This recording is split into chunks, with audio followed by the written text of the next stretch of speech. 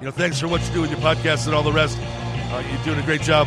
Hope everybody keeps tuning in. You get a lot of good info, a lot of insights, understandings of how to get strong, how to stay strong, how to use your strength. You do a great job, dude. You make things better than they are in real life, I think.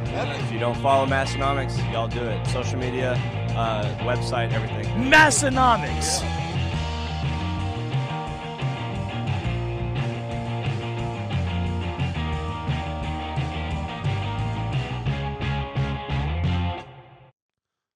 What's up, everyone? Massenomics is back in the saddle again for episode 533 this time.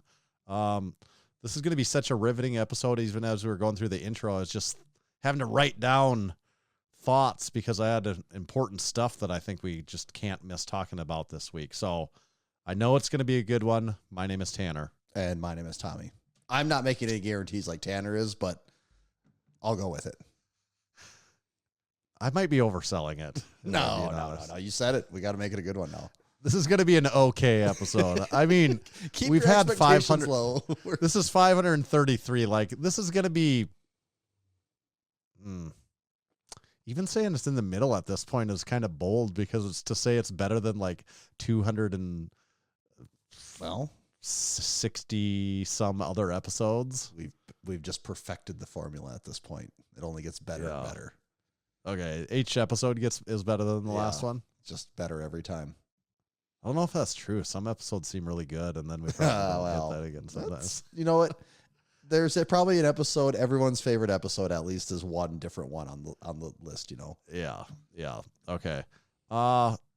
Before we get into some of that stuff, I've got something just like equally awesome. This is breaking news, important news. It's our newest sponsor of the Massenomics podcast is EliteFTS. Yes, EliteFTS. David Tate, as you might know him from Table Talk, has come on with EliteFTS to be a sponsor of the show. We've gone and done Table Talk a couple times, so that's one of the things they got going on over there. I would say check out that podcast. They have new episodes every single week. He's right up there with us putting podcast episodes out. He interviews the who's who of the powerlifting community. Then also the website, EliteFTS.com. That's where they sell their equipment. Pretty much anything you'd put in a gym or anything you'd put inside of a gym bag, you can get at EliteFTS. And you can use discount code MASS10 when you're there. You can even get toilet paper from there with discount code MASS10. It'll save you 10%. So check it out, EliteFTS.com. This episode is also brought to you by The Strength Co. The Strength Co. They make a wide variety of American-made, high-quality gym products.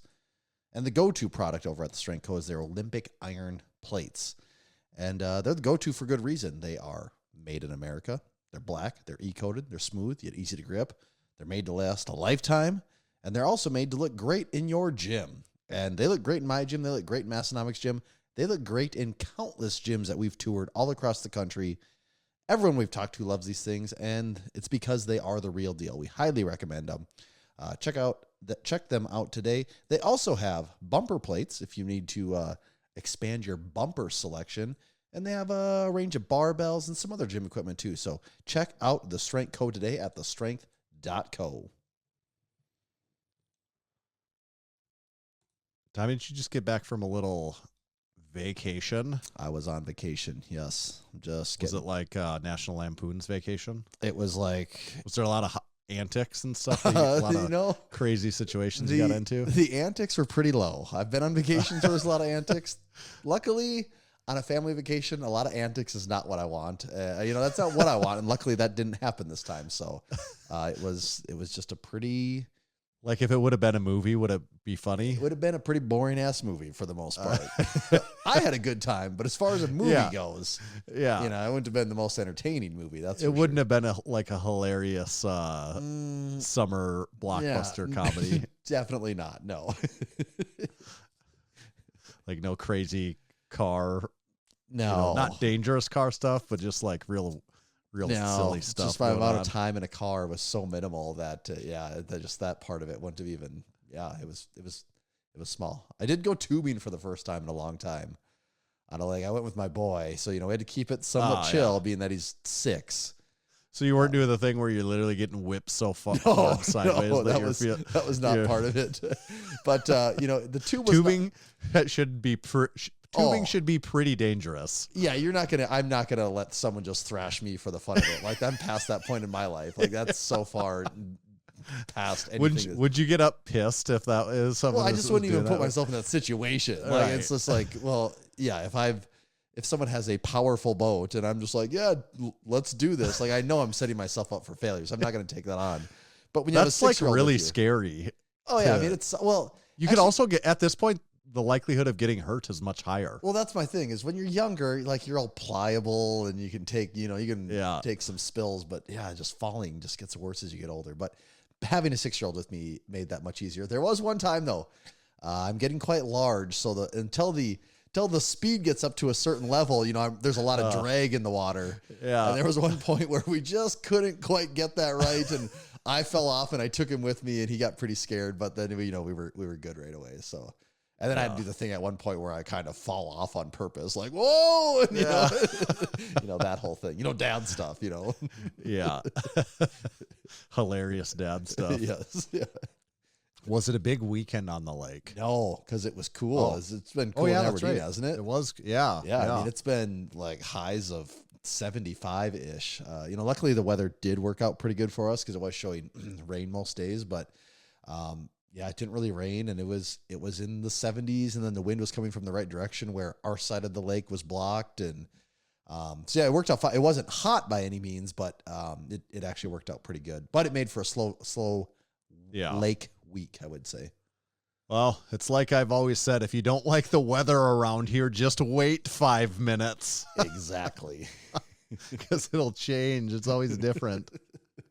It doesn't really change that much in every 5 minutes. Although I was on a bike ride last night with one of my daughters, and it was a really, really nice night, and we were out playing at the park.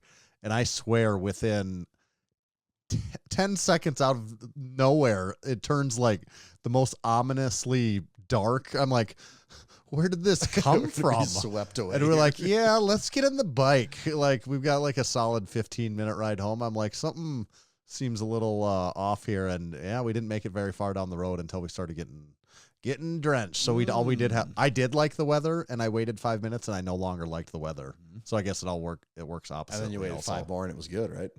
Kind of, yeah. That's actually what happened. Yes. Yeah. It's also So if you like the weather, wait 10 minutes and it might be the same again. exactly. It's also light, pretty damn late too. I mean, it's 9:09 and it is still just straight up daytime right now. I don't know if it affects your guys' family rhythm at all, but sometimes in our house we got a lot of windows and stuff, and sometimes it's hard to convince everyone it's bedtime when it looks like it's high noon out. Yes, that's because that's in the winter. It's the easy gauge. It's dark. It's time to go to bed. It's been dark for like 3 hours. Of course, it's time to go to bed. And then they're kind of that like changeover period from like May to June where it's like, no, it's not dark yet. And they're like, well, things have changed now. And so yeah, we're in that stage. Yeah, it stays light really late, oddly late. I have no windows in my little hidey hole down here, so I don't have to worry about that. Out. Yeah. Actually, not even blacked out, no windows. Yeah. Also, it's not particularly conducive in case of fires, but yeah, you got to roll with the punches, right? Can't have. Are you drinking anything over there this week? Am I ever? Raspberry nectarine. The nectarine of the gods. Ooh. Of the Waterloo gods. I've got something here too. I don't know if I've had this on the show or not before. Oh, a little Gatorade? It's a low sugar, 75% less sugar Gatorade. So it's not like a G2. It has a little bit of sugar. Like this thing has 5 grams of sugar in it. So this thing's 20 calories. Okay. Is that going to fit your macros for the day? I'm actually, now that you mentioned that, this is the sort of thing that drives my wife nuts at times, that even this 20 calories, I do log this. Like I log, when I'm logging, that was pretty easy because you scan the barcode quick, but yeah, I typically don't worry about stuff like that. Yeah. I mean, it's literally 20 calories. It's almost nothing, but I figure, well, you could also drink 10 of those in a day. Well, you on could do that accident. to 10. You could do that to 5 things in a day, and you do it every day, and then all of a sudden you're like, oh, I'm actually off by like 700 calories. Well, this but if you week. do it to 5 things every day, your macros will be correct. You know, it's just the day you don't do it that they would be incorrect then, because it would gauge you at the correct level of you just have 500 calories you're never tracking every day. So it would just Yeah. adapt If to you're that. consistently off the same, yeah, that's true. Actually, like the number, yeah, right. If you're consistently doing the same thing wrong all the time, it still kind of works. The numbers are just a little bit wonky. Yeah, you just have actually moved the scale. Yeah. For anyone that doesn't know, I track that on MacroFactor. We're a couple of MacroFactor guys over here. MFers.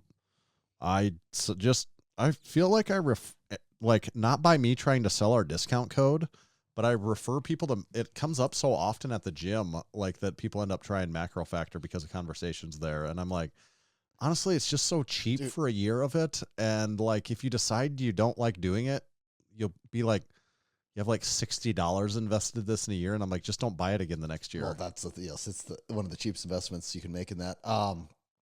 I will say now, it's like we were gone on vacation. I pretty much don't. We've talked about this. Don't track anything when we're gone or doing stuff like that. Yep. And then it was kind of, we're kind of hanging out at the lake. So, there's a lot of beer drinking and some margaritas and Wasted away again in Margaritaville. yeah, called Jimmy Buffett because It was 5 o'clock somewhere. Yeah. And man, I tell you what though, after like 4 days, and I wasn't even getting like hammered I was actually Right. had some Miller Lite. Like Huck Finn wouldn't have been able to keep up, but I had a few Miller Lights here and there. I always say don't trust a guy that won't drink a few Miller Lights with you. Yeah, he's probably just benching at the bean. Can't get him off that thing. He was whatever. benching at the beat. Yeah. Yeah.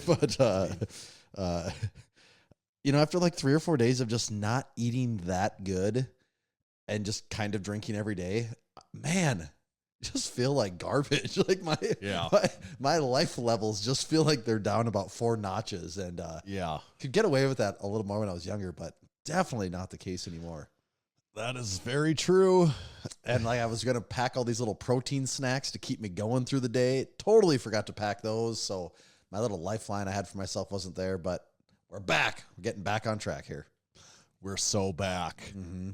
If I have 3 beers, which is not enough to make me feel intoxicated, I will feel worse the next day, almost guaranteed.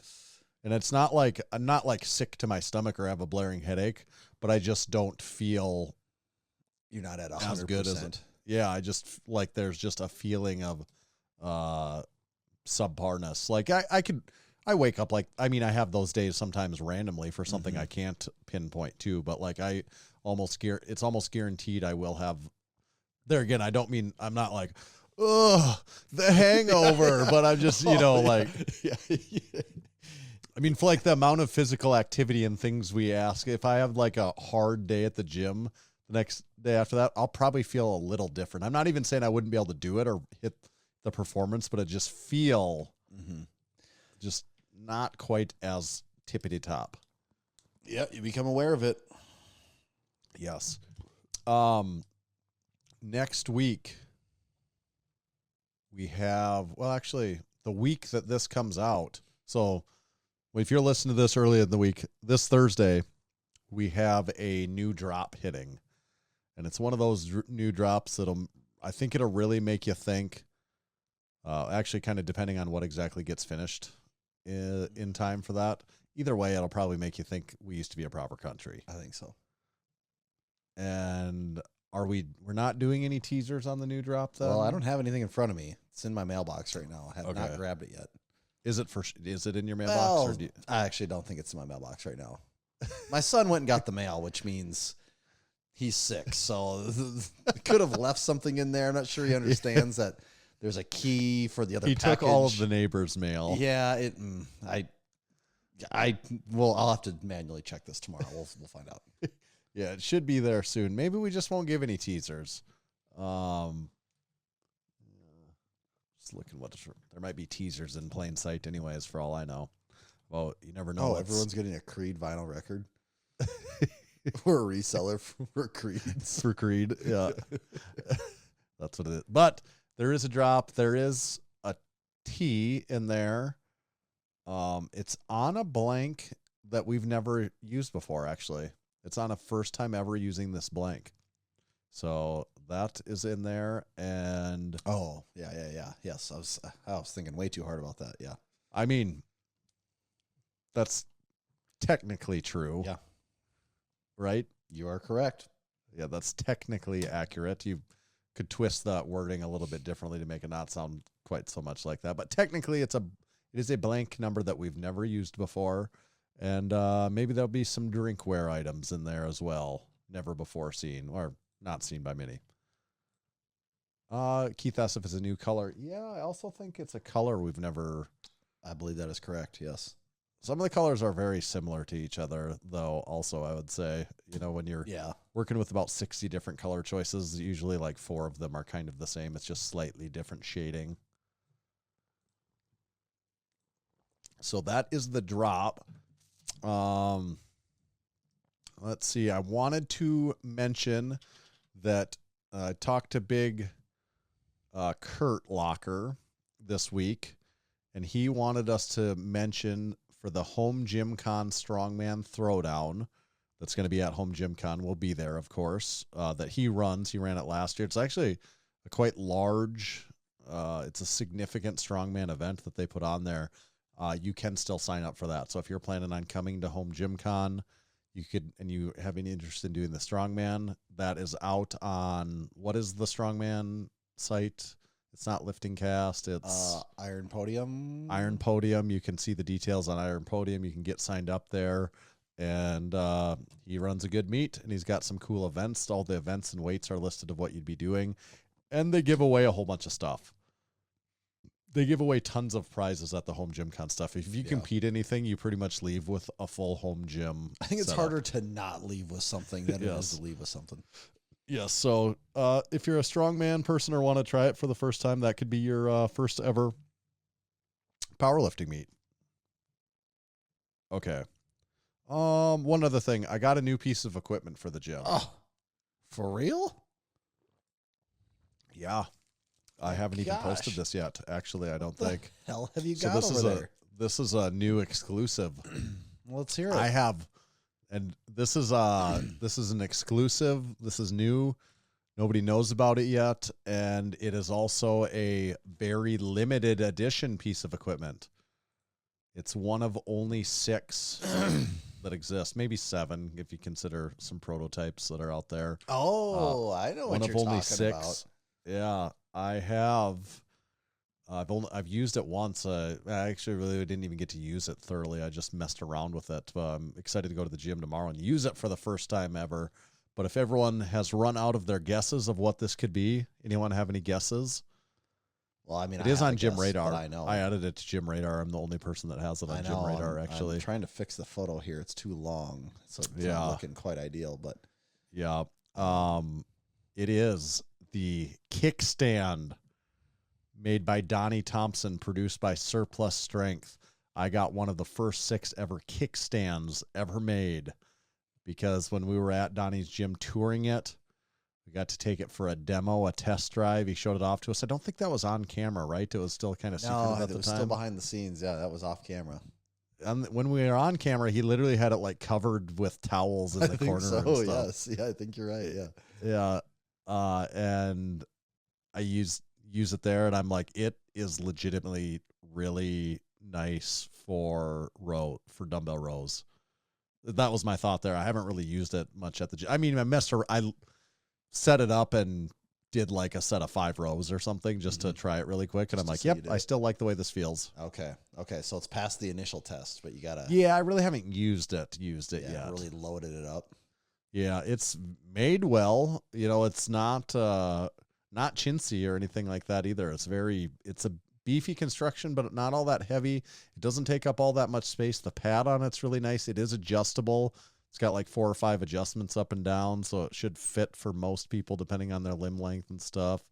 I don't know yet what I would use it for outside of, dumbbell rows, because I was trying to think like what other purpose would I use this for, and I have to look at what can't you? Isn't it possible? Yeah, I guess you could do barbell rows, I think too. Yeah, you could do barbell rows also. Because that would kind of be a thinking selling point. In theory, you could almost just get the bar in like it just set on the floor like a deadlift, and then just set this over the top and kind of go, couldn't you? I think kind of the problem on barbell rows though might be, Would you maybe hit it? I don't know. Maybe I'm just wondering if you would. Yeah, I mean, I can see how you definitely I'm not sure if you angle it certain ways. Yeah. I would need to try it to see All how right. that is. Well, we'll get updates on that. All right. Yeah, that's the kickstand. All right. Anything else we want to cover before we go into supporting our supporting members? No, let's do it. Okay, supporting our supporting members is a relatively new segment of the podcast. It's only been around now for the 33rd episode of season 2 of the podcast. This is just the 33rd time we've done it. And what it is, if anyone doesn't know, we have the supporting member group. You can become a supporting member too. You go to massenomics.com/join. That's where you find out more information about it. We'd love to have you become a supporting member. It is the number one way that you can support this. If you like this podcast, if you listen to this podcast, anything like that, we would love to have you consider becoming a supporting member. There's multiple levels there. All the levels have great perks, including the supporting member mailer. I'd rather be whipping shitties in the Dean sign, along with, that's the only way you get to listen to our pre-show. It's the show before the show. We never record it. You only can listen to it live. It's the only way you get to listen live. You get early access to our drops. You get to sign up for our powerlifting meet, all that sort of stuff. And if you do something noteworthy and you pop it in our Discord, here's a note to you. If you're already a supporting member and you do something, you compete in a strongman competition, a powerlifting meet, weightlifting, you run a 5K, you have a birth in your family, you get married, any of that stuff, drop it in our Discord. There's a special channel for it, and then we'll read it. Like Big Adam, Big Waffle, and Big Steve all competed at the Highland Games at Celtic Strength Championships. All that England crew. God, those is guys are gunning just for, living the life over there. Yeah, I'd like to see a regional crew try to take those guys on. I'm not sure anyone could at this point. They're getting stronger by the day, it Unstoppable seems force. like. Yeah. Big Baller, his 3 boys competed in 2026 USAPL Youth Nationals. They combined to PR on 7 of their 9 lifts out of the 3 events each. Yeah. 7 out of 9 PRs. Impressive. It's really solid. Yeah, Big Jake got 3rd at Minnesota Strongest Man competition, which is a Midwest Regionals event. And Big Alex was also there competing. He got 4th in his class, the 90 kilogram weight class. And then when Big Jake was there, he also coincidentally went to the Mall of America. He didn't even know this was going on. He ran into Big Mad Cow, who was competing in the Grips for North American Championship in the Mall of America. And he got 3rd place in the 93 kilogram class. I saw Jake had something on a story about that, and I just assumed that was part of the entire weekend plan. I never guessed that was a accident. Wow, okay.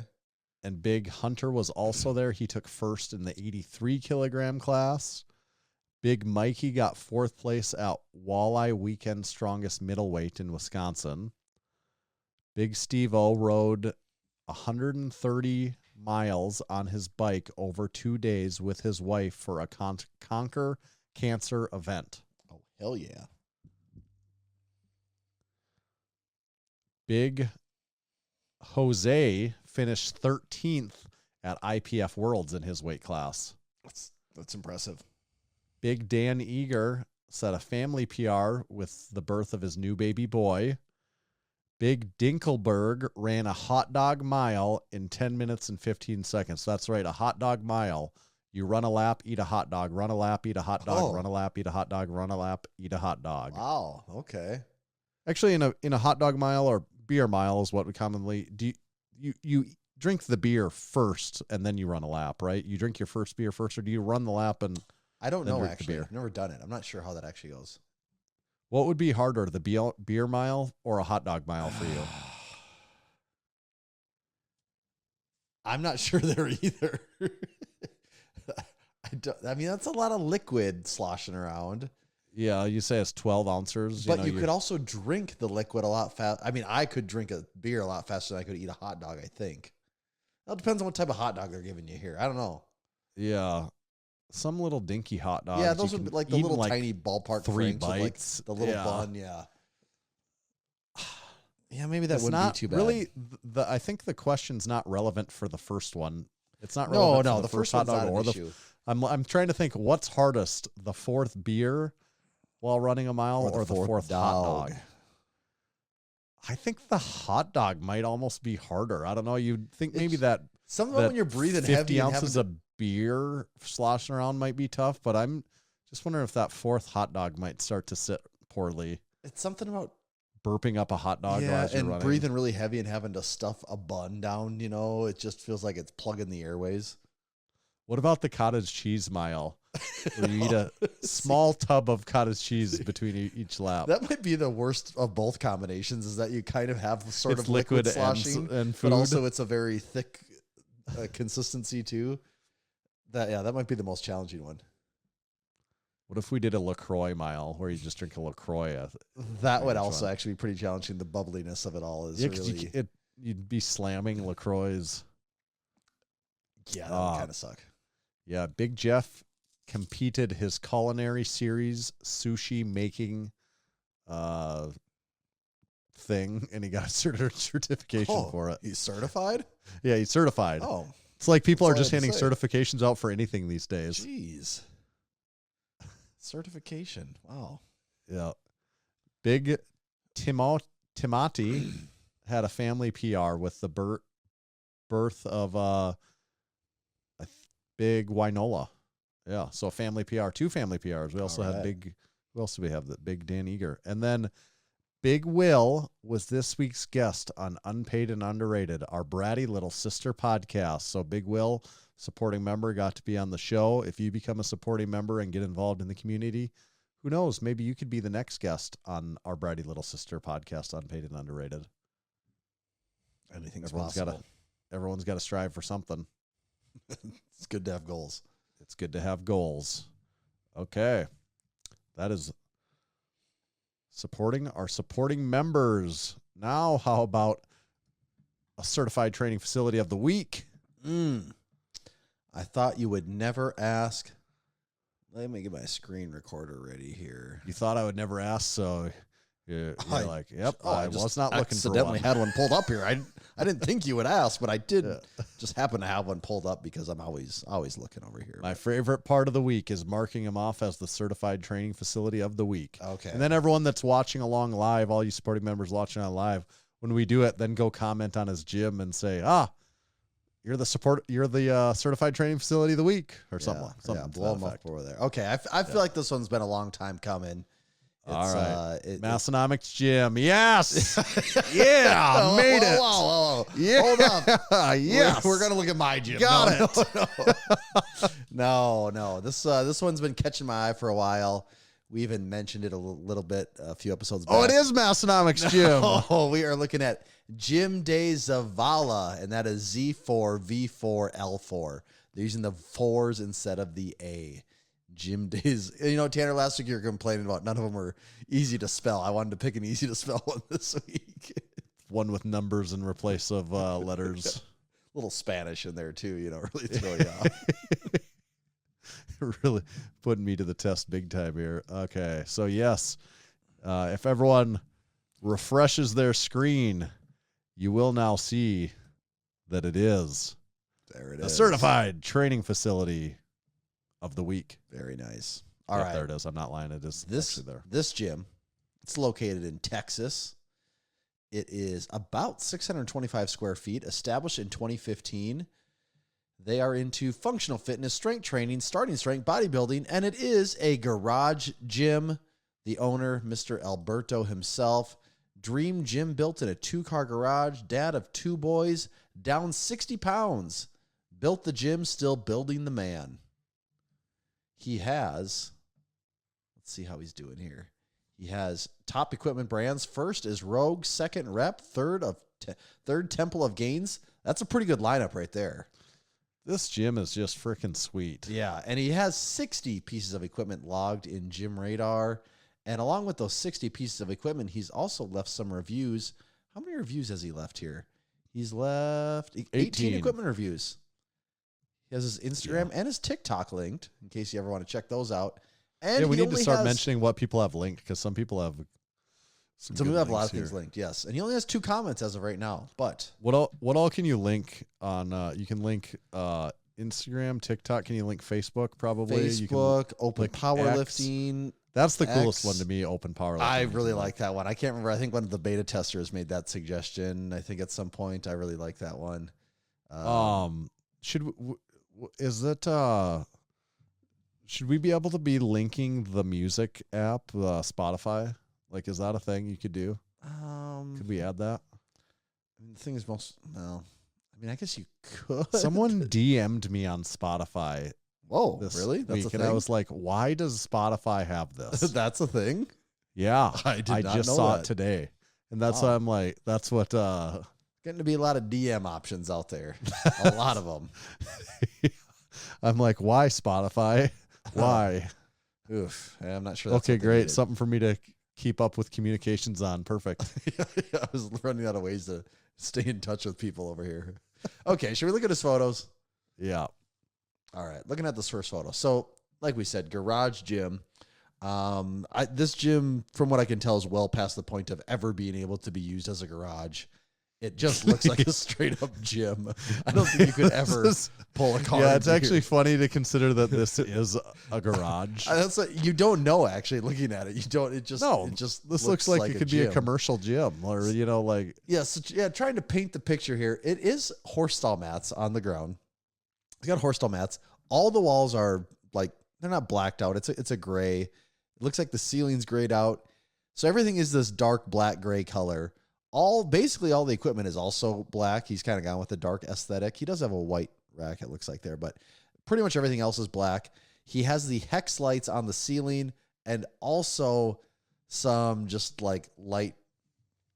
He's kind of done this sort of chevron angled light pattern along the top border of the wall where he can change the color. So you'll look at a few of these photos when he has the lights dimmed and all the LEDs changed to color. Like it really gives it a pretty crazy look, but just looking at the first photo. This is a garage. Where the hell are the garage doors? That's what I can't figure out where the garage doors are at in this thing. I don't know. It doesn't make any sense to me because there's just so much going on here. I can't wrap my head. And he also has the walls covered in posters, banners, flags, like all of it. Like there's no shortage of decoration and character in here. So I love to see that. But yeah, the first photo, looking at it, I can see a Concept 2 row or a ski erg. I can see an Inspire functional trainer. I can see a Rep PR 5000 rack. I can see that Temple of Gains ISO. I think that's the ISO row machine kind of in the corner there that Kevin had, right? It's Kev K? Yeah, the plate loaded ISO lateral rowing machine from Temple of Gains. Big Kevmeister had that too. Yes, and there's a lot more there, but it's far enough away. So we're going to go to the next photo and look. Yeah, there's a leg press. Do you know what that leg press is, Tanner? I don't know if it's just a leg press or a leg press hex. What? Let me see. He's got the pendulum. He's got the temple. Oh, that's that's peak strength equipment. Oh, plate loaded linear leg press. Yeah, it's a 45-degree leg press. I'm not sure I'm familiar with them. Yeah, peak strength equipment. Okay, but they are on Gym Radar, so. Well, that's. He also has the Scout, the West Side Scout reverse hyper in there. Of course he does. Second most owned machine on Gym Radar. That thing is popping up in a lot of places. It's. I still get surprised how often you see that thing. You might have to get one of those.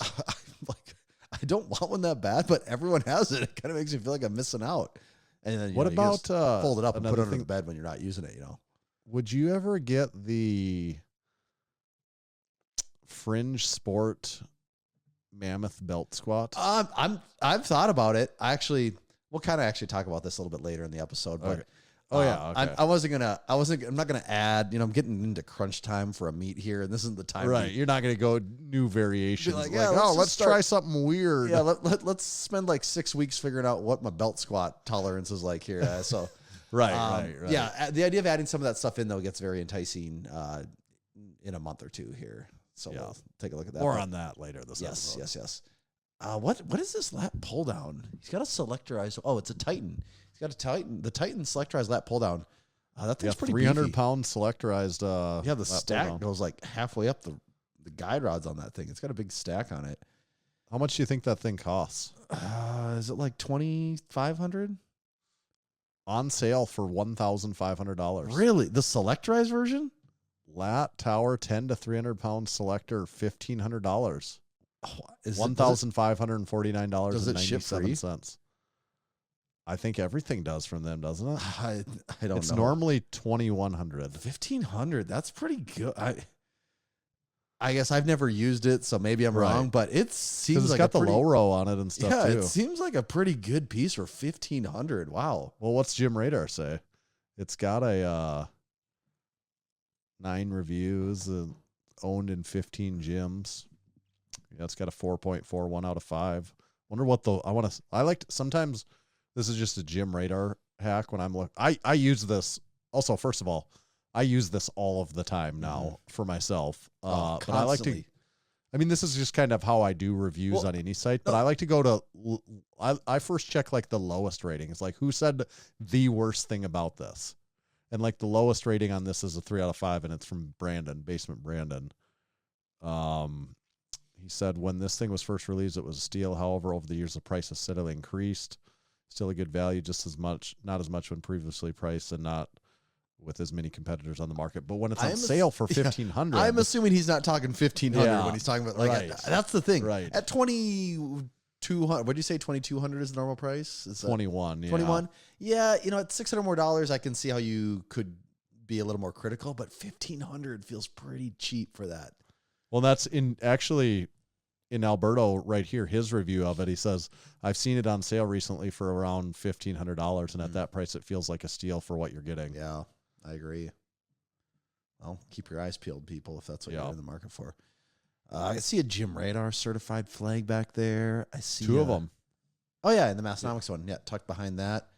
What else do we got? Yeah, the rep rack. It's crazy how this beautiful rep rack feels like the afterthought compared to everything else in this gym. He's got the Rep Smith attachment on that, too. Is that on there? I can't quite tell from the photos I've seen so far. Rep Smith machine rack attachment, yep. It looks like he has the Rep urethane equalizer plates there. Yep. Okay, now I see the Rep. Yeah, the rack. Okay, yeah, that rack is pretty cool. I see the Smith machine on there. That is nice. What else do we got? He's got it at a slight angle too. Did you see someone put in the Discord? So just this week we had our video with Big Matt's Big Matt's gym tour on YouTube, and had an incredibly expensive piece from AFS, which I'd never heard of in my life. Someone in the Discord put an AFS Smith machine was for sale on Marketplace for $10,000, and that sort of just feels like a made up price. How much did I buy that Smith machine from Millbank for? Was it $200 or $300? I was going to say, was it $300? It might have been $300. And it's funny. I actually saw that exact same one for sale on Marketplace. How much? I think it's in Minneapolis. I think they wanted $1,200 for it. Yeah, I mean $300. Like that Smith machine is also like as good as like it. The only knock, I guess I haven't used a ton of Smith machines. The main knock against it is it just would be nice to go lower, but that's a lot of Smith machines do that.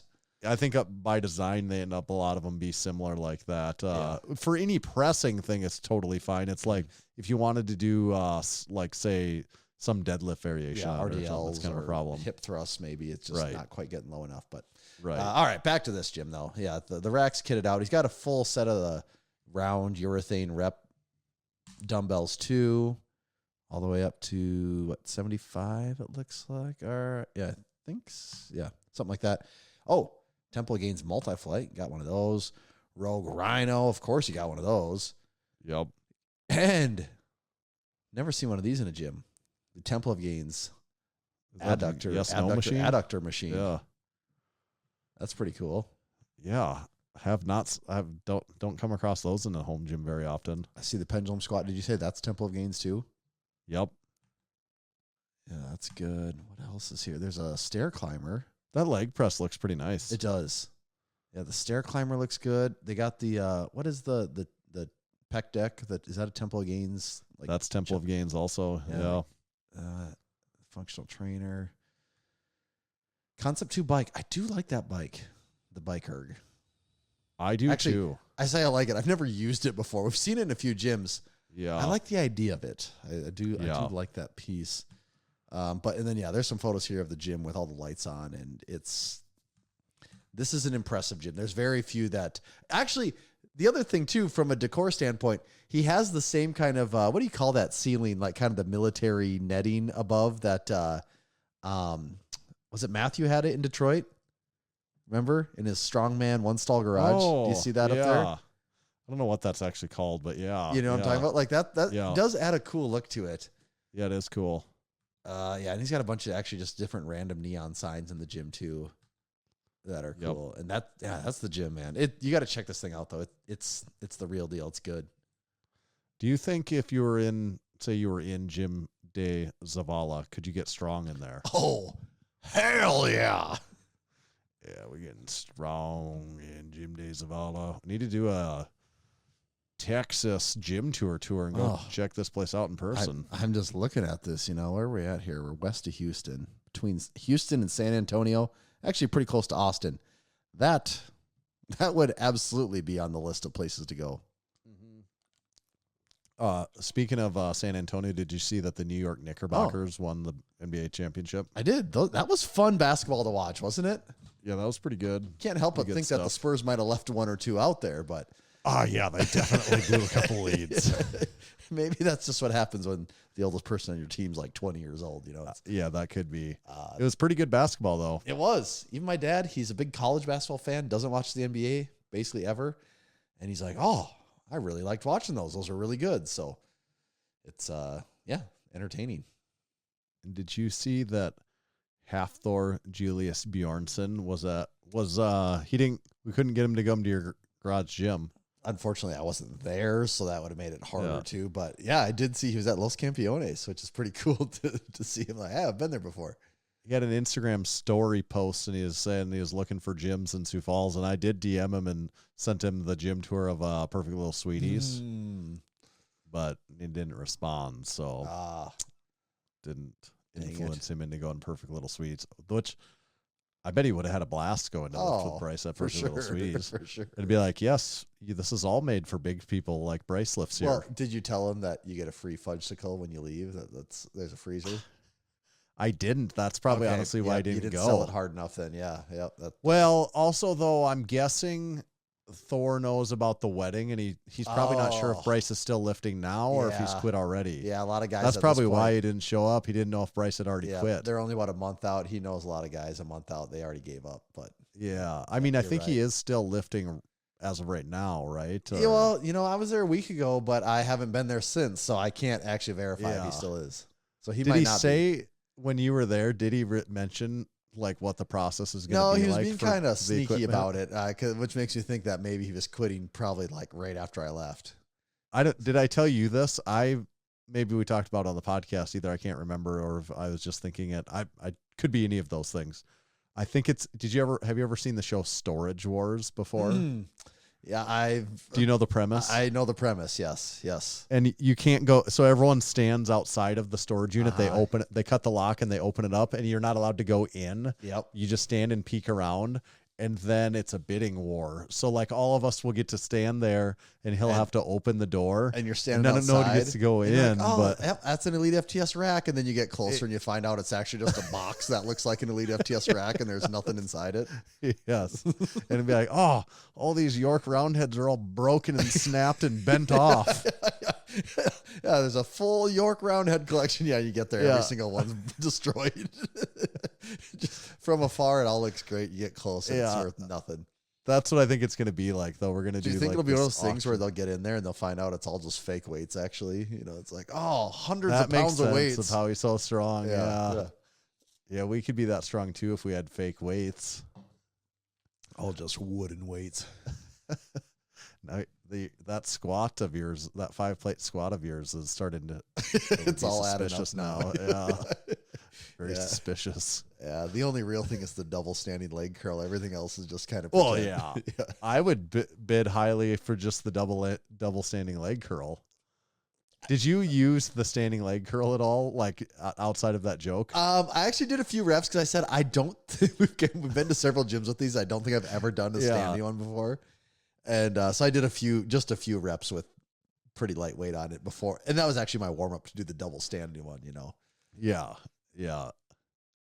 So how was it? It's pretty good. It's I'd prefer that over a seated leg curl. Okay. Yeah. That would be my preference for sure. You'd rather not sit? Is that I'd what you're rather saying? not sit is what I'm saying there. Yes. Yeah. Also, getting to use the downside, like having to only do one limb at a time. that is the downside to it. Yes. That's why I would prefer to lie down. Given my choices there, I would be lying down, standing, and then lastly, I'd be sitting on that one. Those would be my preferences. I actually like how Tom Havlin had to chime in on what constitutes a lying versus seated exercise. Actually, that's a good topic because I'm like, there's been a lot of conversation around this of like, when is something seated and when is something lying? So I was doing a 45 degree. Yeah, you're at a 45 degree angle, which is right in the What middle. do you consider that, laying or sitting? Well, I think it's seated. And I don't know why in my brain. And then after he wrote his note, I'm like, that's it. He solved it. That is correct. Well, there was several, but someone else said it's only seated if you remove the back pad and can stay in that position. Okay. Well, I would say there's a lot of like leg extension type machines though, that you are at a bit of an angle. It's hard to stay in that position, if without a back pad. Yeah. I mean, you'll still be seated. If you get to hang on to your handles, you could still. But like at that 45 degree thing, you'd fall right over if you removed the back pad. Yeah. I liked his logic though of. Yeah. His. If you don't have to move your feet and you can just stand right up, it's seated. Right. Right. Isn't that basically what he said? Like if you have to reposition your feet in order to get up, it's not, right. It's lying. And like I'm like, if you're I laying like flat that. on your back, like if you think about that, like, yeah, you like reposition as you sit up and then you stand up. But if you're sitting on a utility bench, it does kind of break though for leg extensions and leg curls because, well, actually leg extension, usually you just put your feet on the floor, you just don't extend them anymore. Just set them down. Yeah. A lot of other people just had specific angles that they said it has to get to 60 degrees before it's considered seated. Okay. Somebody said 65 degrees. So in their opinion, 45 would be lying still. Interesting. Yeah, haven't given the actual angle much consideration, but I can see the argument there. Yeah, it is. It's very interesting and also just very important. Yeah, could say the most important thing actually. Yeah, but I like every time we do a joke like that, Tom Havlin weighs in. And there has to be people that come across that, be like, God, this is dumb. They're still talking about this, and they look and be like, huh. Tom Havlin commented on it. One of the strongest guys in the world has insight here, so who am I to knock it? Like, yeah, it's like maybe this isn't dumb. I guess maybe this is okay. Do we need to kick off our live listeners? And that is a great idea. Well, while you do that, let me tell everyone about Barefoot shoes. You can head over to barefoot.store. They have the Ursa. It's barefoot for kids. The Ursa is Barefoot's barefoot shoe built specifically for kids. It's a pretty cool one. I've had that before. Not for myself. I'm not a kid, but for one of my kids. It's designed to support natural foot development through every stride, climb, and game. They also have the summer-ready sandals. The Bear Flops have a wide, natural shape that allows your feet to move freely, made with premium materials in America. And then, of course, their maximum performance Ursus that we love. You can get low top, high top, suede, canvas, several options, several color options at barefoot.store. The only thing that's not optional is our discount code. You have to use it. It's discount code Massenomics. Saves you 10% off anything and everything at Barefoot. Yeah, I heard they won't actually let you check out unless you enter a discount code. No, it won't. Like it's actually like required. The store just rejects your payment. They told me they can't remember the last order that they've done that hasn't used discount code Massenomics. Yeah, makes sense. They all use it. It totally makes sense. Okay, are we going to do a title topic? I think so. And every time that Disturbed says you know it's time for a Massenomics title topic. So what is we've also decided this isn't necessarily going to be a super long title topic, but it will be probably the title of the episode. It is. I had to go back and look because we put this in here a while ago. Do you know when this was? Do you have any idea when we put this in? It's been 1 week since you looked at me. Have you seen this? Have you heard about this when this was actually put in here? Do you have any idea here, Tanner? It's been a while. Anything left over there? That's all the time related buttons I currently possess on the board. We do like. I don't know. It's had to have been in there for months, for a while. You could say. I looked. Yeah. August 26th is when this was originally put in there. So we've been sitting on this topic for a while. Yeah, just waiting for the right time to strike. And today is that day. Yep, today was prime for it. So the title topic this week is, like always, we're kind of workshopping this a little bit. We're going to fine tune this, but it's lifting, shopping, or actual hobby. There's like a colon in there, like lifting, colon, shopping. Not like the colon we were talking about earlier in the episode. No, like the colon that holds all the cottage cheese. Not like that one. This is just like a structure of grammar over here. A semicolon's what you've had left after they had to cut part of yours out because it had too much cottage cheese in it. Yeah, he's kind of got a semicolon now. It's not a full colon. It's semi there. When you need more cottage cheese, it's just a semicolon. when you eat all that cottage cheese, then it's a full colon. That's what happens after one too many colonoscopies. You're left with a semicolon. A guy can wish, right? Someday. All right. So what do you think the official title is? Something along the lines of shopping or actual, or I don't even know. It's something along the lines of shopping or hobby. Is the hobby lifting or is the hobby shopping? You decide.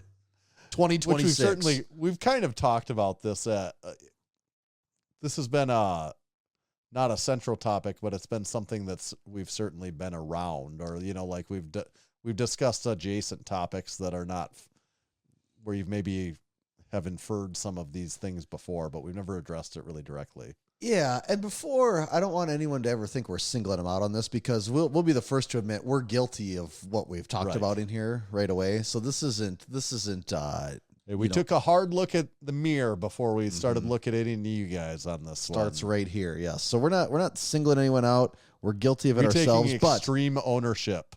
Do you know about extreme ownership? I do know about extreme ownership. Yes. Per Jocko. Okay, it's like I could. All right. Okay, you're really derailing me here right now. I gotta say something though. Does it have to do with extreme ownership? No, it has to do with business and self-help books. I can't. Okay, as a guy that at a certain point was like, yeah, dude, I'm all about self-development, and I will. I wouldn't say self-help.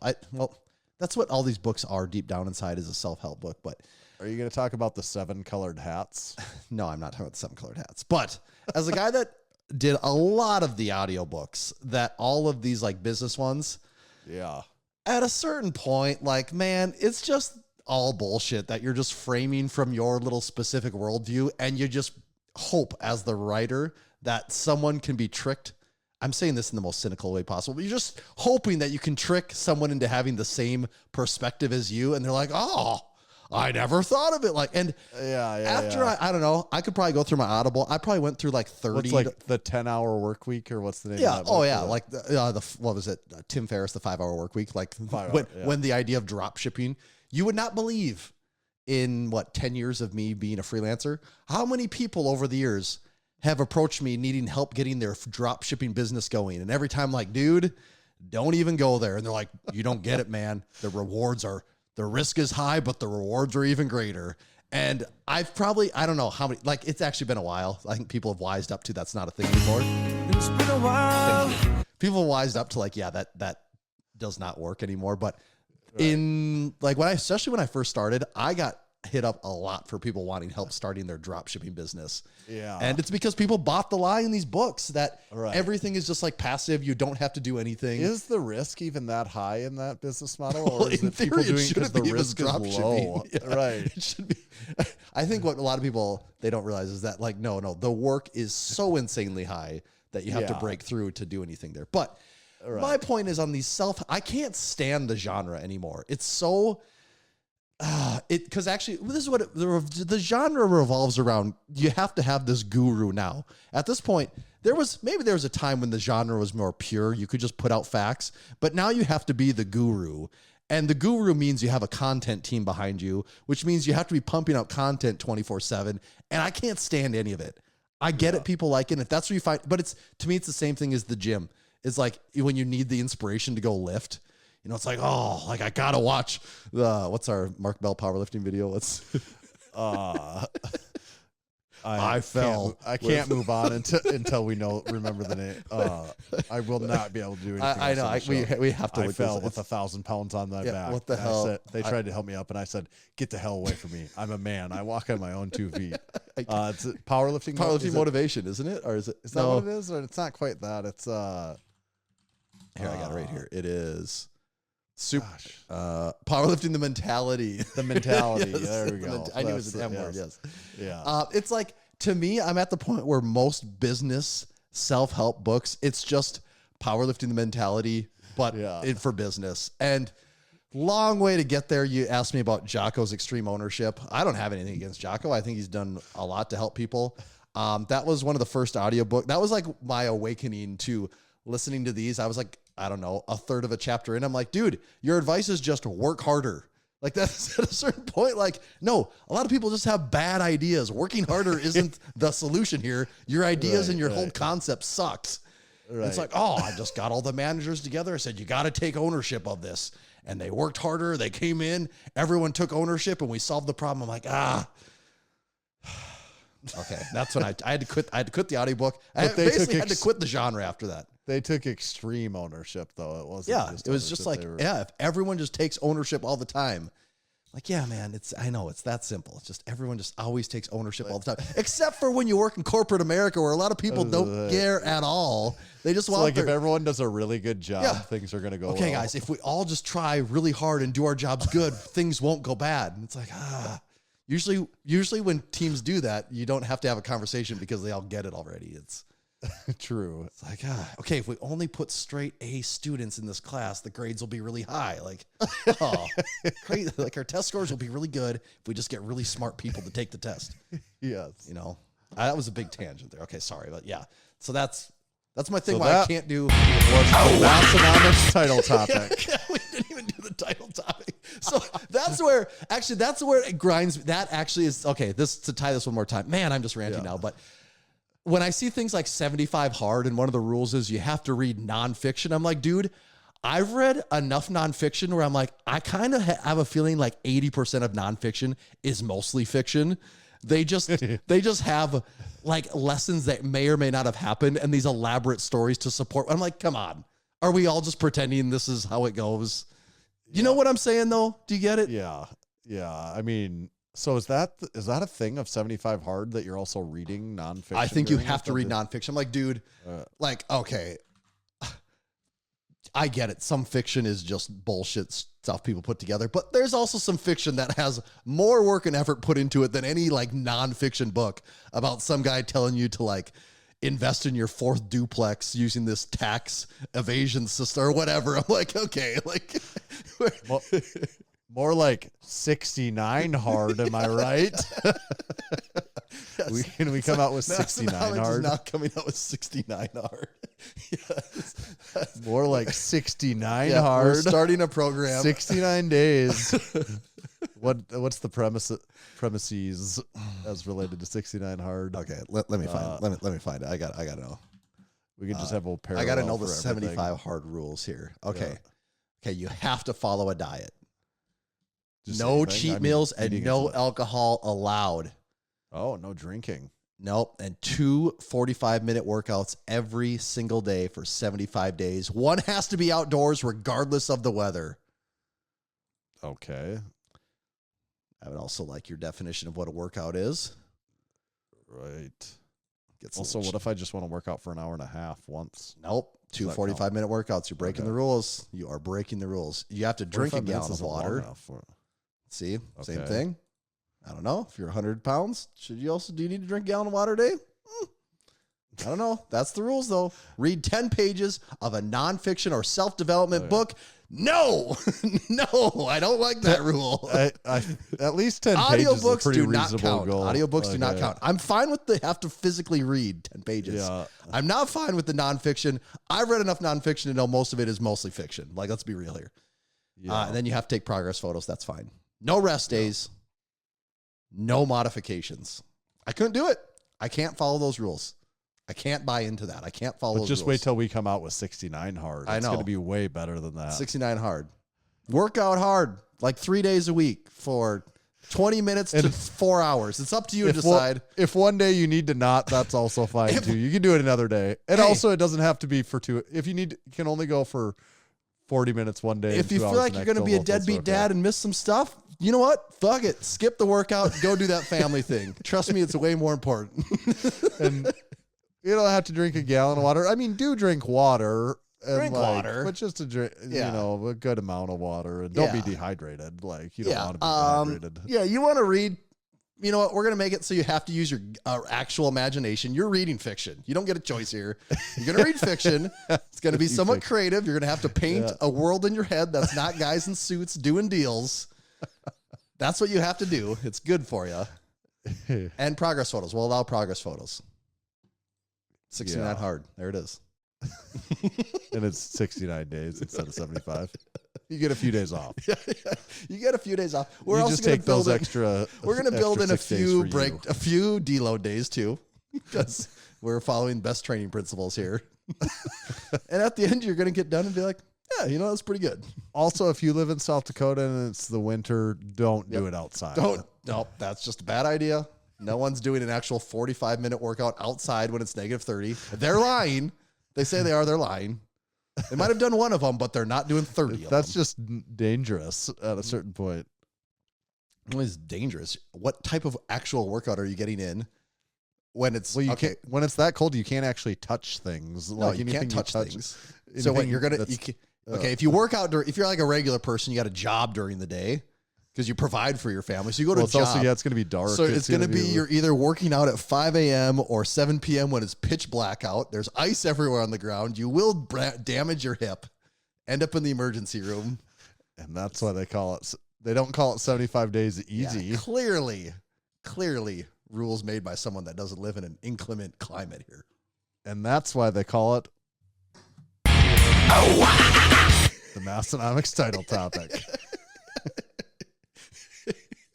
So that is how we feel about business fiction, nonfiction books. And 75 hard.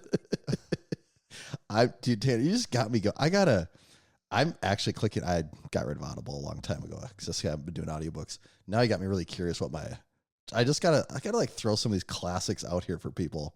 Yeah, I was trying to think of them. The 5-hour work week is a really classic. Yeah, one, I never right? did that one because that even just seemed too bullshit for me at the time. I've done what's the Jocko one that I said? Extreme Ownership. Extreme Ownership. Yep, I had to quit it. Couldn't do it. My company, like the extreme ownership people come like a couple times a year. Yeah. Not Jocko, but like Jocko's, like we've got a certain guy, a Jocko disciple. We got a guy. Yeah. I know. Okay, here we go. Oh, well, of course. I'm just looking at the top. Of course, there's the Total Money Makeover by Dave Ramsey, right? Everyone has to do that one at some point, right? That's that one's not really a business one. I mean, that's right. You could, it's the same thing with all Dave Ramsey stuff. You can make the argument like, I feel like I can write habits, his book. That's what I'm like.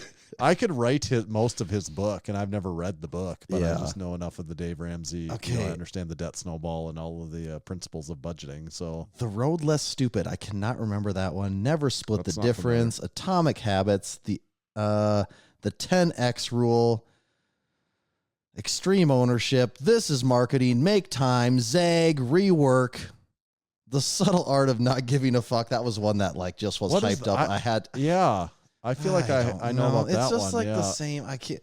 Deep work, profit first, so good they can't ignore you. Good to great, purple cow. Good to great. I'm aware of that one also. Essentialism, ask. I mean, so many of these, they're not even all the cliche. Though a lot of those ones aren't even the cliche ones, but I just start looking at any like business self-development, and those come up. And to be fair, some of those are decent books, but after a while, it's just like, oh man, I can't do this anymore. You didn't even do the 7 colored hats. No, what's the 7 Habits of Highly Effective People? Oh yeah, No, that was by Dale Carnegie, I think.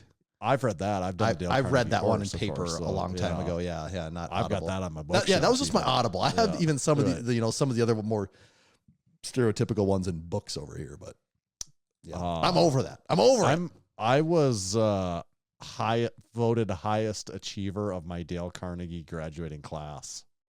Really? That's a thing? I have a plaque for being highest achiever. Like in where? Where was this at though? My work. Oh, at work? Oh, you guys had like an actual thing for it? Oh yeah. There was a period in time where every employee of the company had to graduate from the Dale Carnegie course. Really? Yeah. Really? Yeah, it's not. I mean, that went away probably at least a decade ago. But like, there was at least there was like a solid decade. Do you remember the rules? Some of them are very funny, aren't they?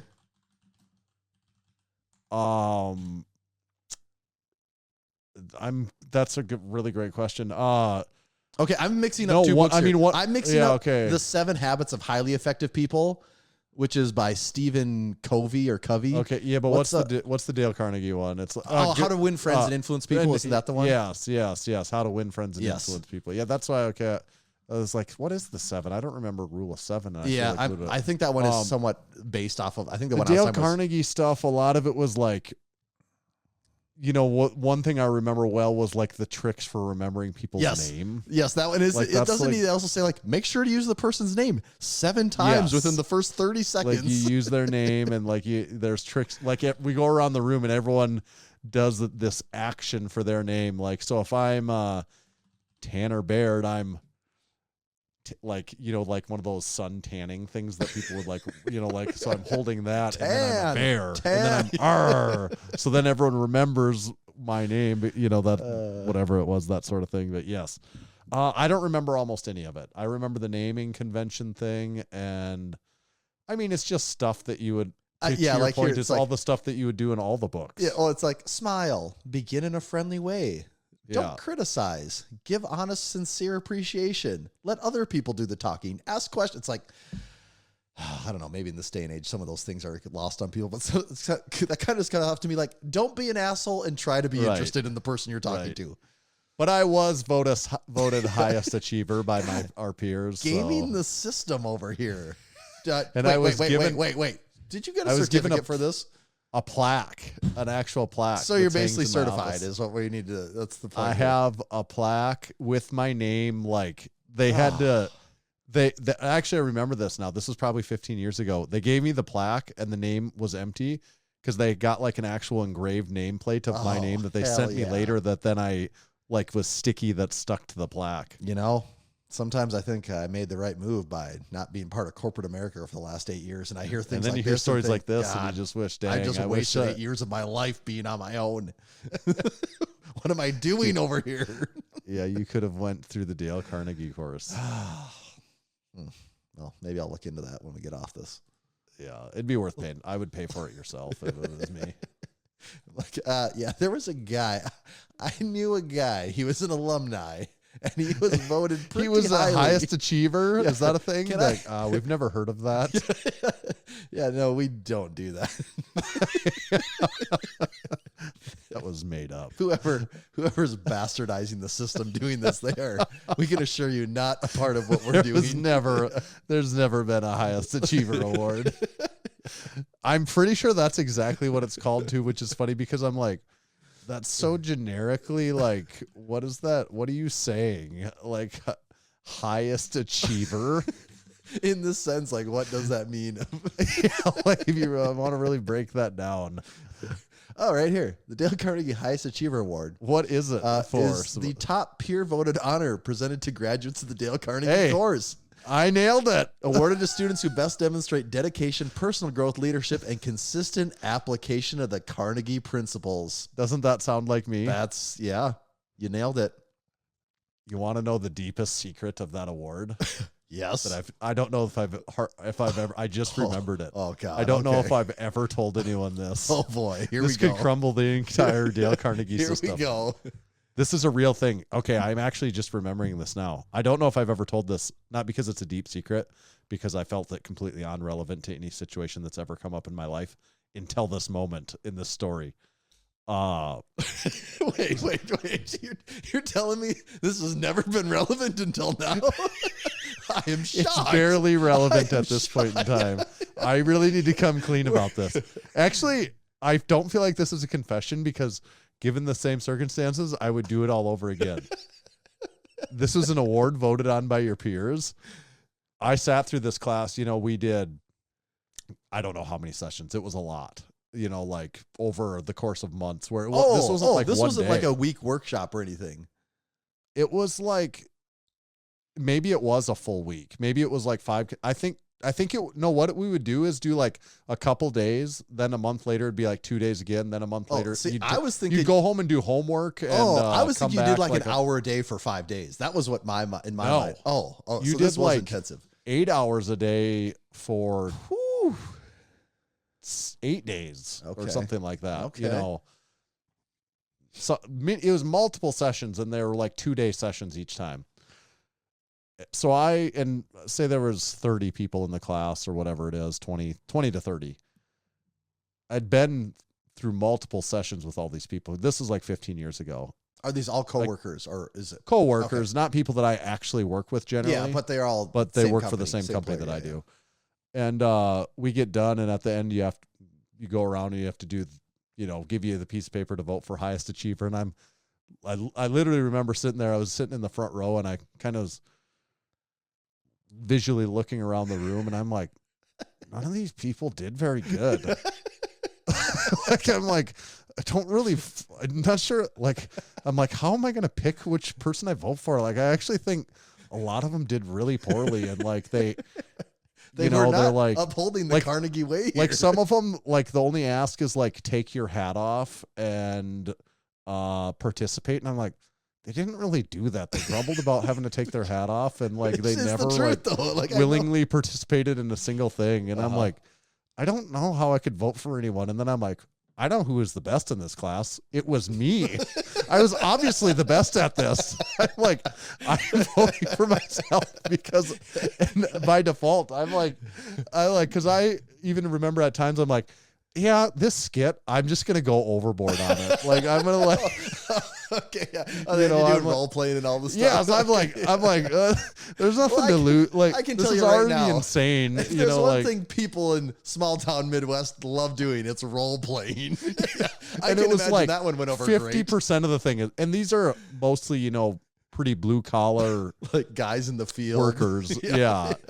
And I'm like, and a couple times I remember being like, all right, I'm going to do the whole thing. And like, I'm going to make this funny to myself. Yeah. And then the day is more bearable. And we got to it. I'm like, it has to be me. I'm like, who else would anyone going to vote for? Like, I'm obviously winning this. And I'm like, I don't feel right voting for anyone else. I took my hat off. I did the role playing.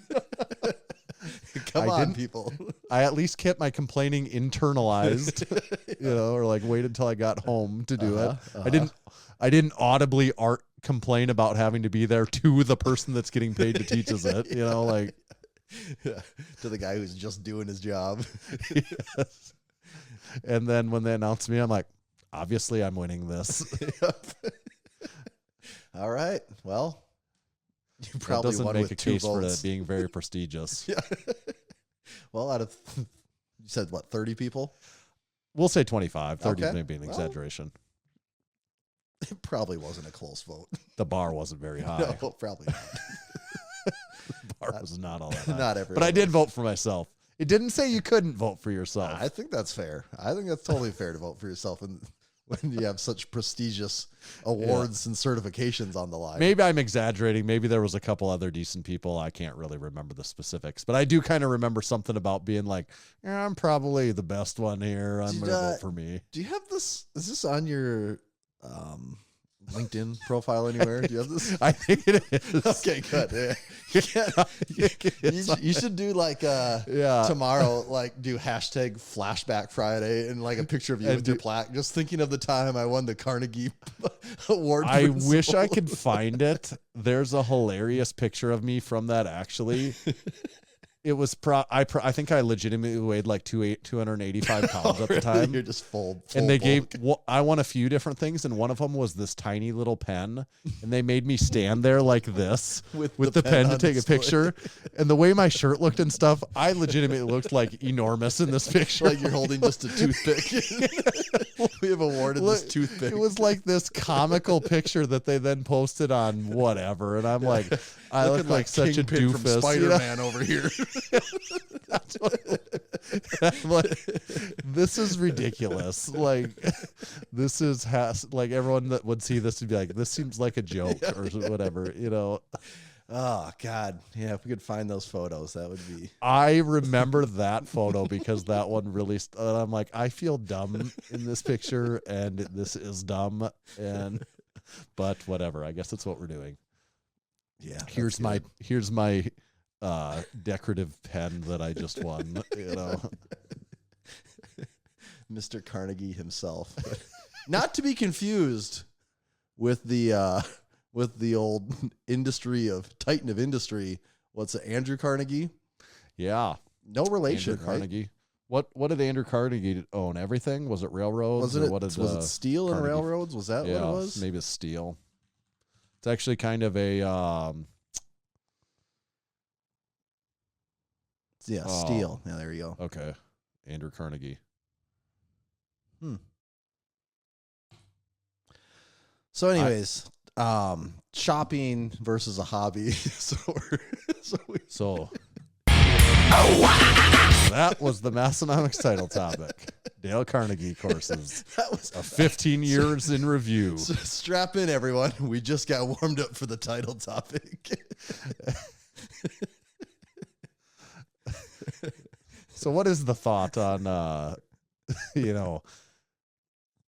so I guess just generally speaking, what's the premise though? I don't know if we've ever said the anything title other than topic. what, yeah. Okay. Just changing gears here. Changing gears. We're going to change gears back to where we started. Okay. All right. Shopping or actual hobby. So we're going to talk about, there's two things here. There's the hobby of shopping and there's the hobby of lifting and training, you know? Right. And you don't have to do both of them. And sometimes I think one gets confused for the other when it really doesn't have almost anything to do with the other. Right. And sometimes I think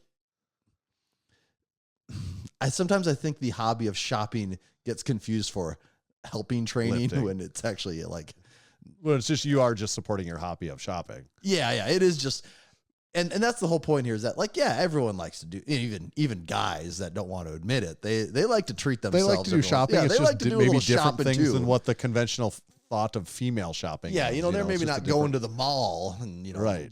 spending a paycheck, but they're hopping online and they got their, you got your lists made of what you need to finally get strong or your rainy day fund of. It's fun buying new shit. Everyone knows that. It is, it scratches that itch, just that consumerist itch in you where it's like, I need this.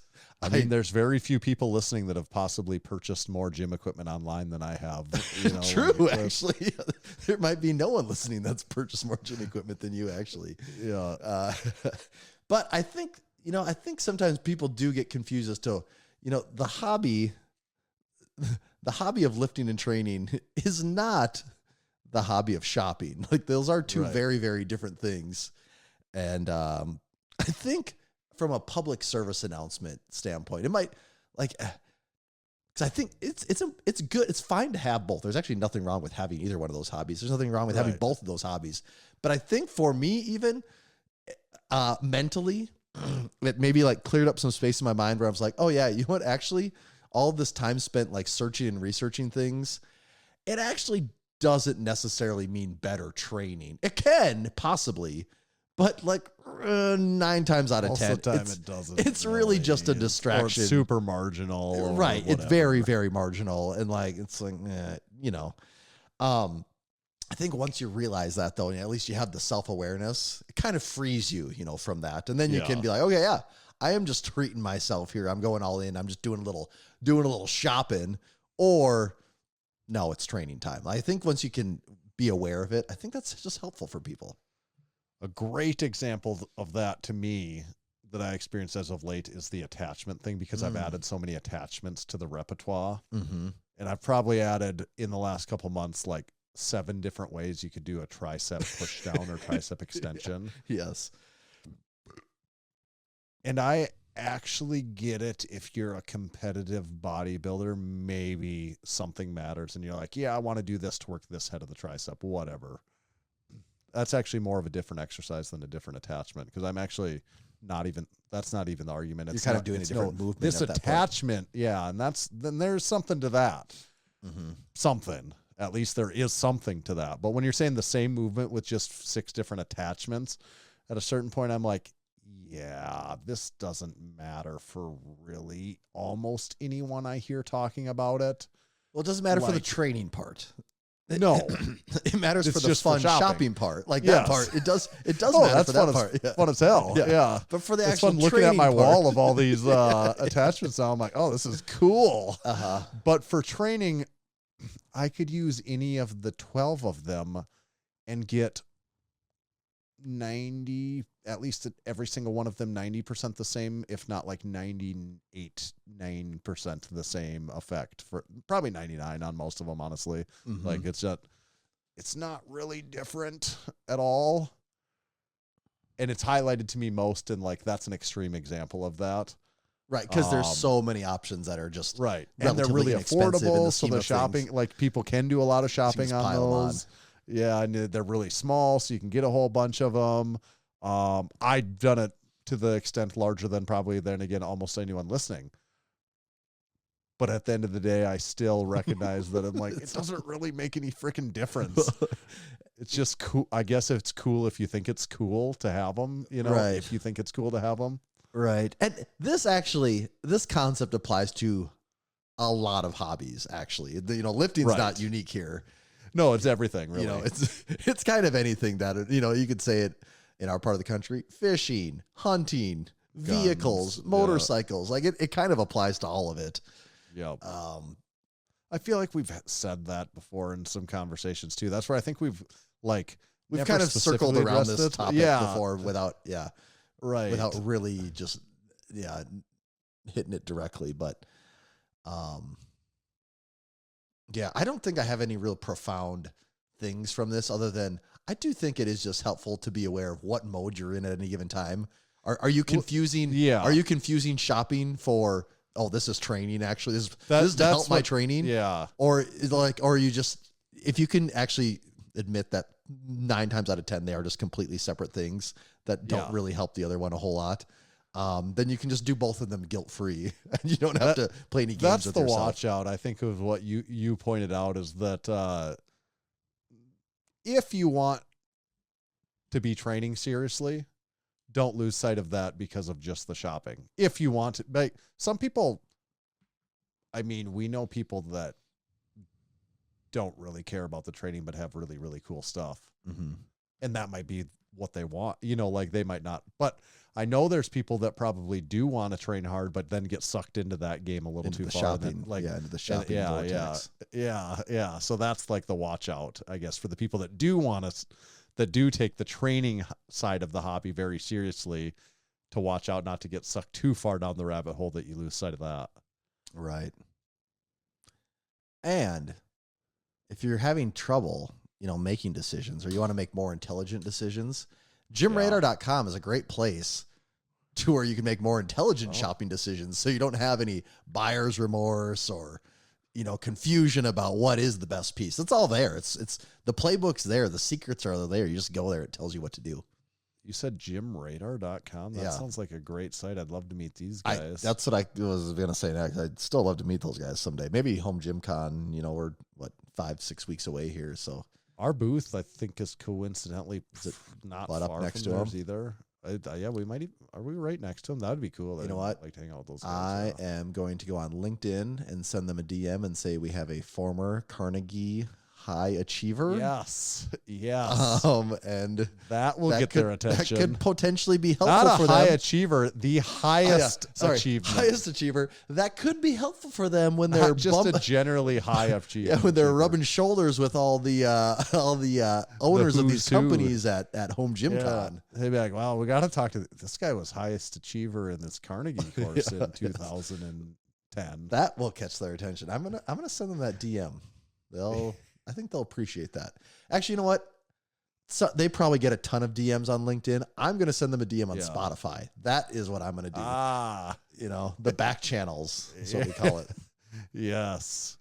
Yeah. You said something that just reminded me.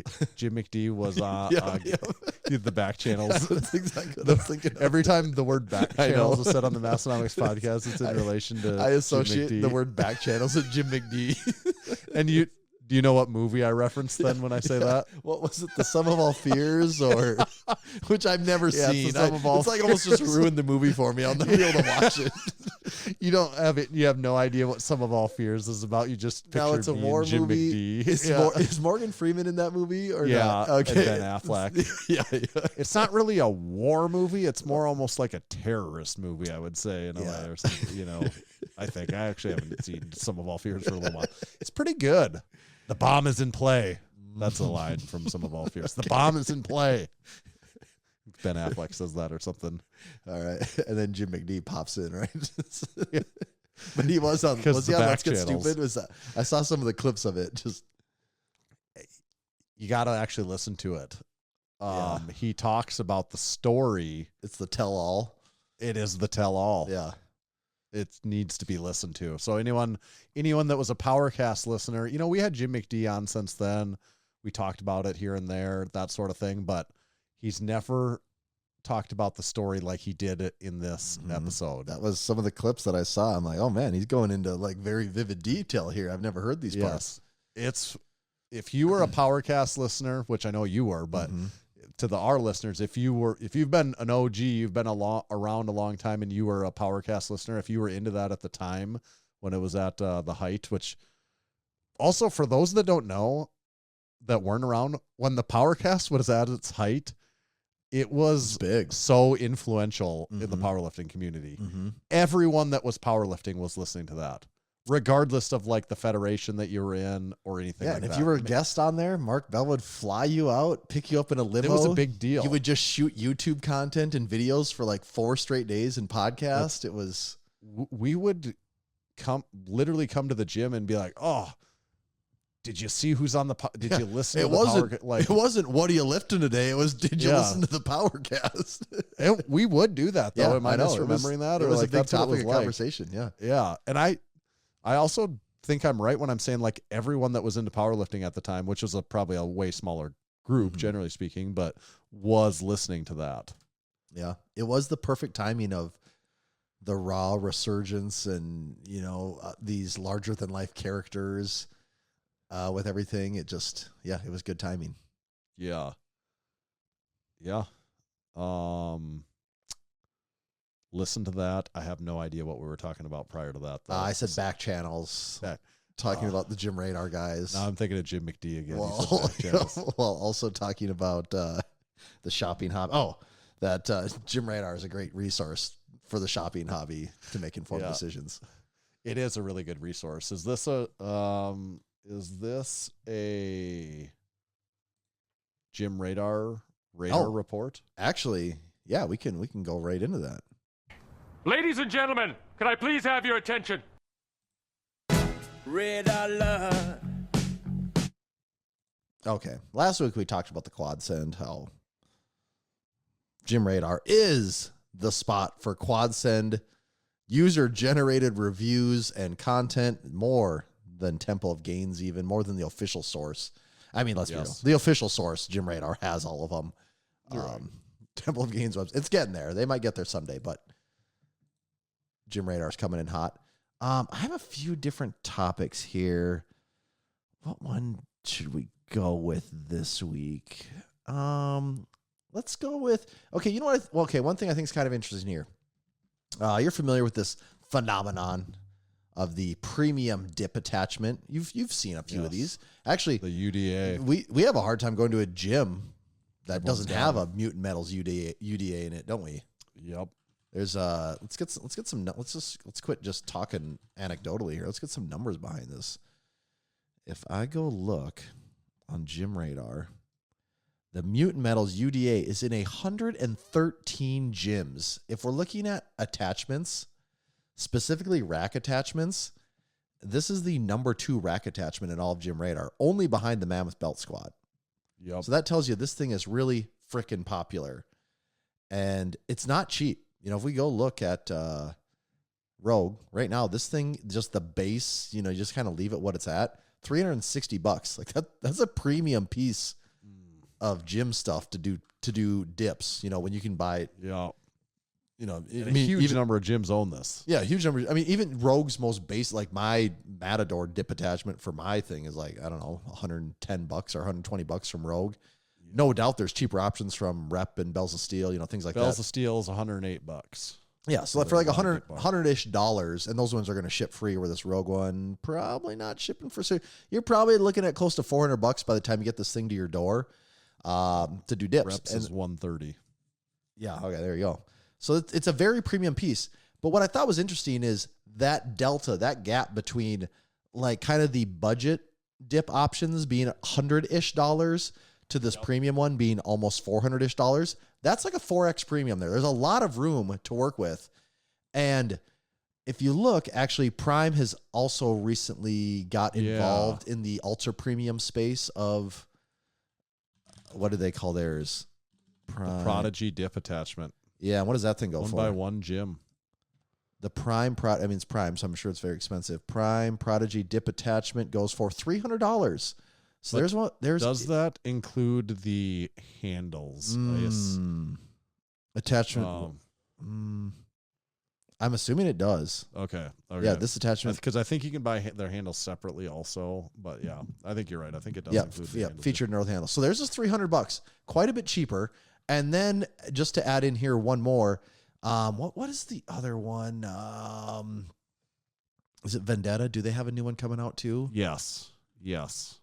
And what is theirs? Because theirs is like the Omega. This is like ultra premium because you can adjust everything. But actually with no handles. That's okay. I was so you want to add handles to that one. You're looking at $430 to $460. Start adding some shipping. You could be looking at close to $500 for your dip attachment there. So that's the ultra premium option. And I mean the UDA, you can also spec it out to get some crazier stuff. But I've seen some really cool colors of the UDA. Yes. And like Hogan yes, had a for cool, sure. Sweet one. And, yeah. But when I see all of that, that makes me think like, wow, I'm kind of surprised none of the import companies have came in with a really, it's a knockoff option. But there is one, Tanner. Have you seen this? Have I heard about this? Have you seen this? Have you heard about this? No. Is it GetRx'd? No. Well, maybe they have one too. Maybe there's more out there than what I'm aware of. I don't know. I just was the one, and I'm surprised this is the first time I've seen this, or this is the first company I'm aware of that does this. The Blazed Apex dip handles seems to be the budget version, and you say, well, what do they come in at? $150. And it's it has the it's on pre-order or actually for sale. It is on pre-order right now. Will ship out end of June through early July. June pre-order. Yeah, they're now sold out. So they're sold out. Makes me think like, maybe they did find a spot in the market here where this was needed. But, it has, from what you can tell from the mock-ups, it has the removable handles with the knob in the back, 3 different positionings. I'm sure it's probably not as nice as the UDA or any of those other options, but it's only $150 too, which is pretty cheap in the scheme of things. So I'm curious if more companies will start to see more import options on something like that, or if this really is just a Blazed Fitness exclusive, which I can't imagine it will be. And to know how the quality actually checks out, you'd really need to like see this one you'd need to touch it in person, I think. Yeah. Actually. Unfortunately, they do have a fair number of reviews, but actually, you know what? I think Blaze is doing a weird thing where it's just showing reviews for just any random piece of equipment on the reviews for this page. It's not actually showing. It's just showing racks. Like, yeah, no one's actually has a photo of this thing for their reviews. So there's one gym on Gym Radar that says they have it. I know. And I think that's the first time it popped up for me, was seeing it there. But even in their photos, it looks like they have the Rogue Matador. So I don't think they have. I don't think that's. I wonder Iron if they Beats. purchased it and don't actually have it yet. Yeah, I don't think they have it on there. So I'll be curious if that product has any traction, because it's definitely winning on the money side. That's for sure. Yeah. And which one do you have? You have the Matador? I have the Matador Light, or whatever the 5/8. 5/8. Yeah. Does it still work with a 5/8 then? Like, is that? I mean, does anything work if it's 5/8? Oh yeah, I mean my triceps are just pitiful. I can barely get strong because of the here. 5/8 inch. Yeah, the 5/8 has been really hindering my strength gains. I've actually thought about just retiring because my rack is 5/8, and I'm quickly realizing, like, yeah. Have you ever tried getting strong with a 5/8 inch rack? Good luck. It ain't happening. I was the guinea pig, everyone. Don't do it. You will not get strong, so stay away from there. The holes are 5/8 inch, but so then also all your attachments just only have like a 5/8 inch pin on it. No, right? I know. You're a quick learner. This is taking me over 2 years to get to this far. You got here in seconds. So it's not just the rack that is the problem. It's all the attachments too. All the attachments screw you over too. So it's just a constant battle of like pretending you're lifting, Right. Yeah. I might as well just pack it up and get a 2x3 rack and just admit I'll never get strong, Hey, don't go that far. That's enough joking around. I can at least pretend I'm getting strong, other than, not putting up the full illusion that I'm not trying. Don't even joke about having a rack that's 2x3 or 2x2. Yeah. We're not even talking about the 2x2 guys. 2x2 with 1 inch hardware, but it's not like the same kind of 1 inch hardware. Oh, somehow. Yeah. Somehow it's 1 inch, but no one actually knows what size that is. Yeah. It's like 1 inch, but worse than normal. Yeah. We know they're not getting strong. That's for sure. No. Oh, no, you wouldn't be able to. Yeah. I'm at least pretending like I'm getting strong over here. Is that kind of, you did mention the YouTube video, the Matt Wallace home gym tour that came out this week. Last week's was, which one was last week? Antonio. Big Antonio and Huck Finn's before that. It's kind of just been bangers of home gym tours. The Matt Wallace one was off to a hot start today with it coming out new. Yeah. A lot of great comments on that one. Actually, People both enjoying it. Antonio's and Matt's have both had a ton of really good comments on them. For us, we get used to seeing so many gyms that we just don't. Sometimes it gets hard to be like, what is the one that's going to click with people? And both of those have gotten the comment of, this is my favorite gym tour you guys have ever done. Yeah, multiple times on both of them. Yeah, always fun to see those, because that just shows you never know the thing that's going to relate to someone else out there. You know what I think is cool that's happening now that I've noticed is when a home gym tour comes out, then if you go to Gym Radar, people are going to that person's Gym Radar and commenting, hey, I watched your home gym tour. It was awesome. Yeah, I've seen some of that too. I like that. And that's kind of cool to see that. Yep. Which makes sense too, because I'm like, well, where are you going to comment to this person at? You can comment on the YouTube video and say, hey, great home gym tour, but you can also go to Gym Radar then and be like, hey, I just watched your gym tour. It was very cool. I love this about your gym. Mm-hmm. Make it more personal that way. Yeah. Matt was also doing pretty good of engaging in the comments on YouTube too. Yes. Which that's cool to see too. Antonio was the week before also. Maybe that's part of the recipe for having your gym tour go. You got to be in those comments. Yeah. Paul, I think Paul, the part of the other secret to the success, Paul having the most viewed one ever, is you just play it on repeat forever, everywhere you go. That also That's why helps. his has so many. Yep. That's why his has 85,000 views or Just whatever it is. Wakes up in the morning, make sure that repeat Pop is going on on 7 different phones that he has. Yeah, he wakes up in the morning and moves Yeah. all of his mice so that View all the maxing screens his wake up. YouTube video. Yeah. View maxing. All right. That seems like about enough, doesn't it? Oh God, I've had way more. So what do you think? Was this in the top half of podcast episodes I we've think it ever done before? was definitely in the top 10% of derailment. That's for sure. You can't get derailed if you never got on the tracks. That's what I've always said. If you don't like the direction this podcast is headed, just wait 5 minutes. Mhm. Go a completely other direction you weren't expecting. Okay.